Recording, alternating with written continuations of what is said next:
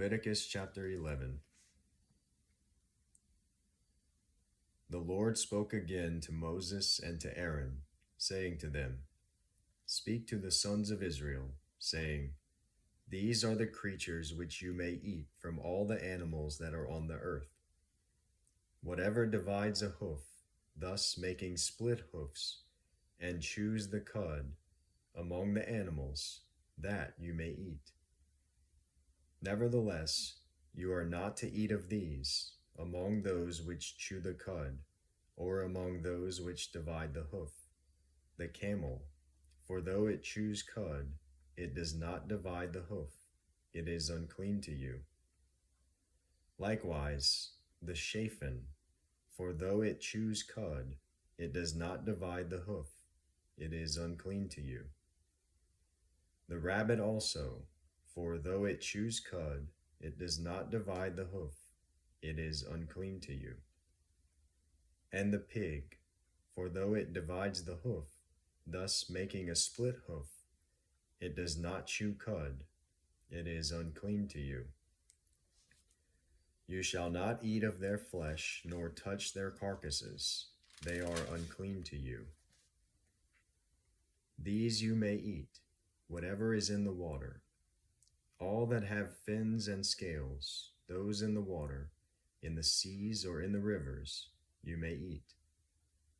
But whatever is in the seas and in the rivers that does not have fins and scales among all the teeming life of the water, and among all the living creatures that are in the water, they are detestable things to you, and they shall be abhorrent to you. You may not eat of their flesh, and their carcasses you shall detest. Whatever in the water does not have fins and scales is abhorrent to you.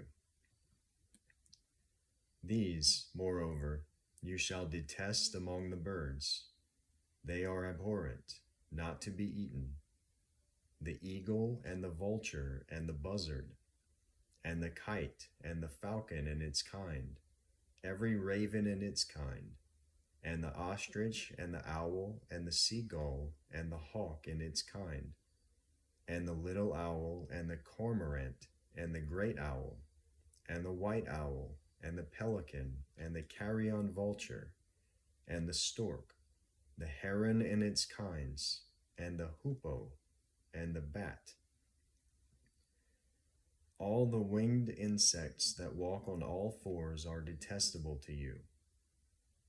Yet these you may eat among all the winged insects which walk on all fours, those which have above their feet jointed legs with which to jump on the earth.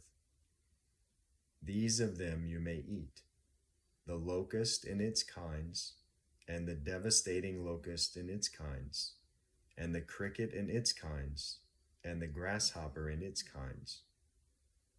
But all other winged insects which are four-footed are detestable to you. By these, moreover, you will be made unclean. Whoever touches their carcasses becomes unclean until evening, and whoever picks up any of their carcasses shall wash his clothes and be unclean until evening. Concerning all the animals which divide the hoof but do not make a split hoof, or which do not chew cud, they are unclean to you. Whoever touches them becomes unclean. Also, whatever walks on its paws, among all the creatures that walk on all fours, are unclean to you. Whoever touches their carcasses becomes unclean until evening, and the one who picks up their carcasses shall wash his clothes and be unclean until evening. They are unclean to you.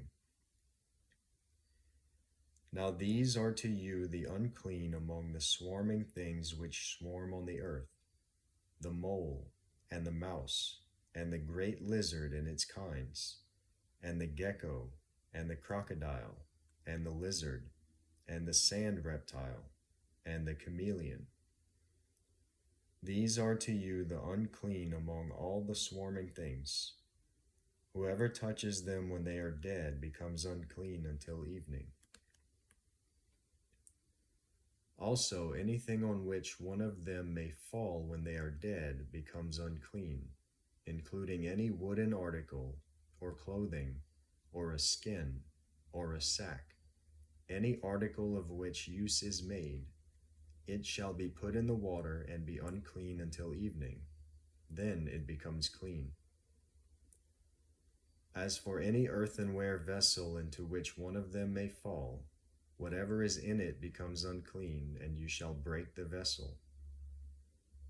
Any of the food which may be eaten, on which water comes, shall become unclean, and any liquid which may be drunk in every vessel shall become unclean.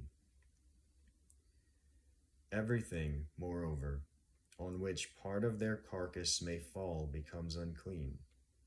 An oven or a stove shall be smashed. They are unclean and shall continue as unclean to you. Nevertheless, a spring or a cistern collecting water shall be clean, though the one who touches their carcass shall be unclean. If a part of their carcass falls on any seed for sowing which is to be sown, it is clean. Though if water is put on the seed and a part of their carcass falls on it, it is unclean to you. Also, if one of the animals dies which you have for food, the one who touches its carcass becomes unclean until evening. He too, who eats some of its carcass, shall wash his clothes and be unclean until evening. And the one who picks up its carcass shall wash his clothes and be unclean until evening.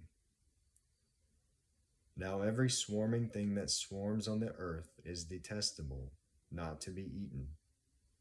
Whatever crawls on its belly, and whatever walks on all fours, whatever has many feet, in respect to every swarming thing that swarms on the earth, you shall not eat them, for they are detestable.